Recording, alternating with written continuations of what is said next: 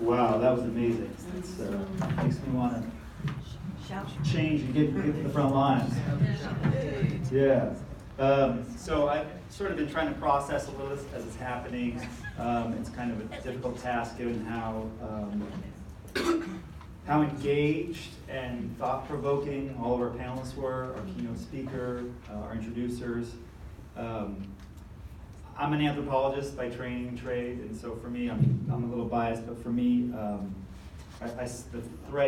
of the threads going through all of this was how determinative the socioeconomic context of instruction is for students. And one thing, maybe it's late in the day, I'm getting a little emotional, but one of the things that came out in Linda's talk, and I think an overarching idea, and I didn't come into this thinking about this, so it's really something that's been triggered by this conversation, and that's this word austerity. I mean, that's really what we're talking about here. Linda used the phrase that we've aggressively neglected our young. And that hit home for me, and I thought to myself, well, what's driving this austerity? And I think we need to pay attention to austerity whenever it emerges into our discourse, and our policy and our practice. You will never find austerity without its twin.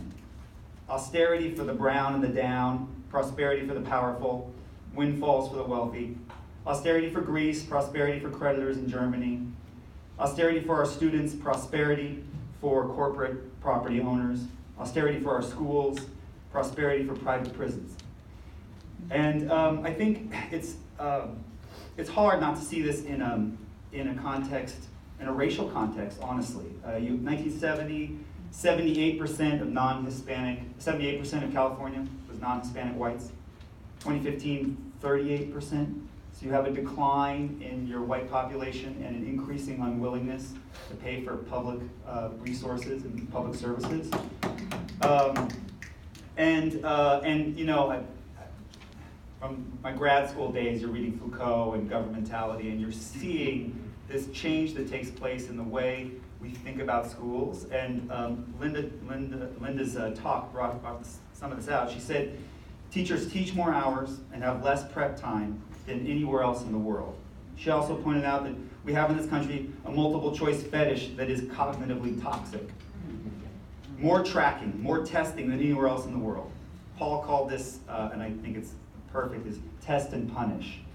And I think this is the kind of change in modality you get when you stop thinking about schools as providing a foundation for fulfillment for students and families that we love, and start thinking of them as something that's almost an extension of the state and of policing and of keeping others occupied for 8 hours a day. I think some of the solutions Linda presented were specifically addressing this kind of this development in education. That's fostering an education system that supports children's overall welfare. She talked about healthcare, income security, preschool. I think this is one of the things, for me, this is one of the major fights nationwide, in California and locally, I would love to see a measure in our county or our city or a proposition that introduced universal pre-K. And I think it's totally fundamental, especially given what we know about child development, the development of the brain, 0 to 5. She talked about investments in educator quality. I think for a lot of educators and trustees, this hit home because this is not just about neglecting students; it's about neglecting teachers as those individuals. I mean, and I have a daughter at Torrey Pines Elementary, and I'm a product of La Jolla Elementary and New Orleans and La Jolla High School, and I see the extraordinary sacrifice that my wife and I just had a parent-teacher conference a couple days ago, and we walked out going, Jesus Christ, for 40 grand a year, I would not do that much work. That's insane. She knew, I won't say she knew as much about my daughter as I do, but she knew an ungodly amount of information about my daughter for $40,000 a year. That's insane. So I think that investments in educator development is important, is fundamental. And she also, and a lot of our people talked about community-driven local, a community-driven local educational agenda.